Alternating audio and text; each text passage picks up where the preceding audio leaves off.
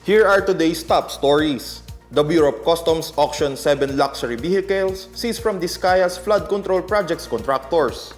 The Department of Social Welfare and Development launches the Panahon ng Pagkilos program, the successor of KALAHI-CIDSS that will empower climate-resilient communities. The Department of Agriculture encourages Filipinos to practice mindful rice eating habits as it observes National Rice Awareness Month this November. President Ferdinand R. Marcos Jr. leads the relaunch of the newly renovated facilities at the PhilSports Complex in Pasig City.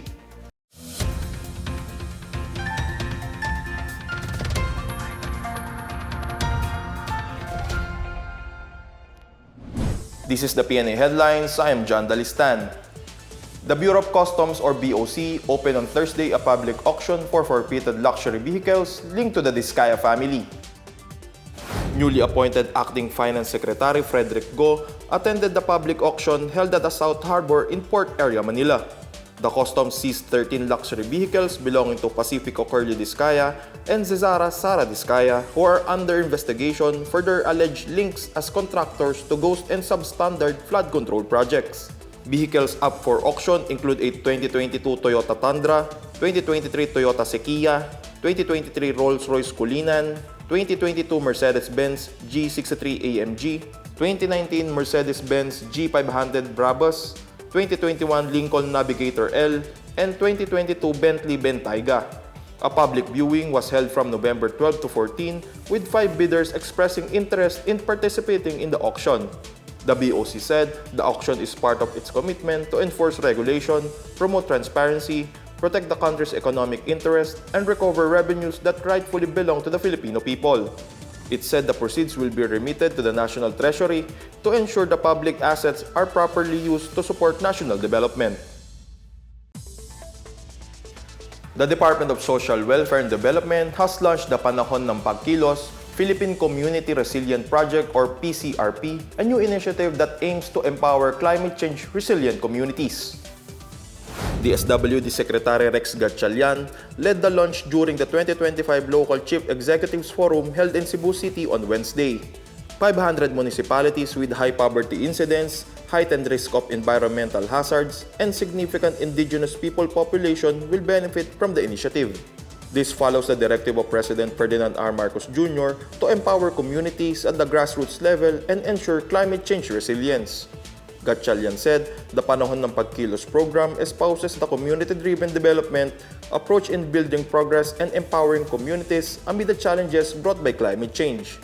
The program will serve as the successor of DSWD's successful KALAHI-CIDSS or Kapit Bisig Laban sa Kahirapan, comprehensive and integrated delivery of social services. The KALAHI-CIDSS program fosters projects that addresses people's needs and alleviate poverty. It has helped 91,000 communities sub-projects nationwide and benefited more than 24 million households. During the 2025 Local Chief Executives Forum, the DSWD recognized the communities that supported the KALAHI-CIDSS implementation. The 16 local government units also received the Tatak KALAHI-CIDSS LGU Awards in recognition of their outstanding performance and leadership in implementing community-driven development principles.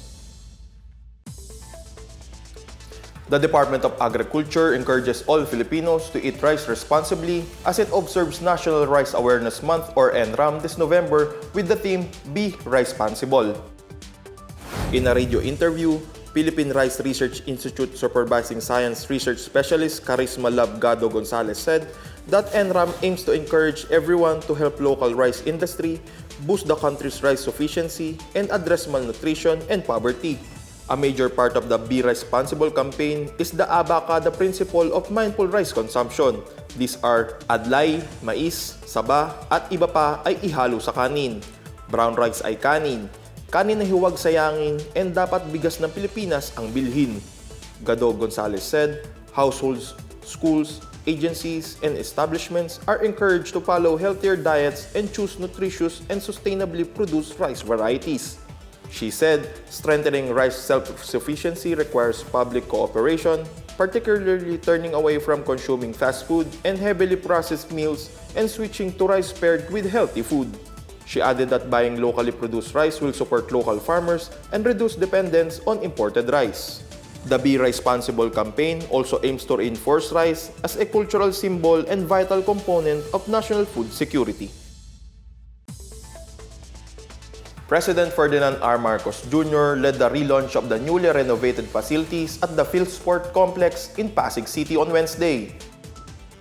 The refurbished complex features modernized athlete dormitories, a relocated National Sports Museum, a redesigned dining hall, and improved sports offices.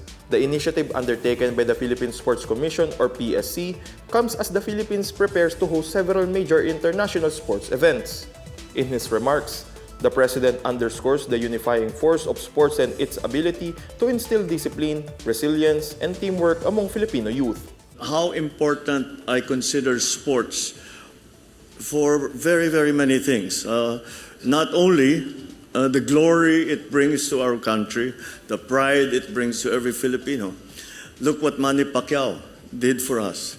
Look what our gold medalists, Hidlin and Kaloy, look what they did for us. For even just a few days, we were in the top of the world. Besides that also, there is no other activity that builds character better than sports.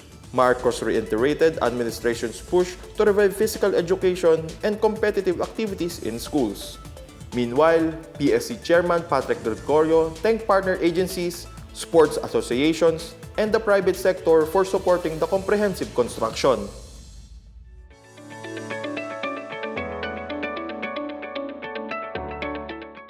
In our business news, slow food communities in the Philippines shined at the Terra Madre Asia and Pacific started on Wednesday.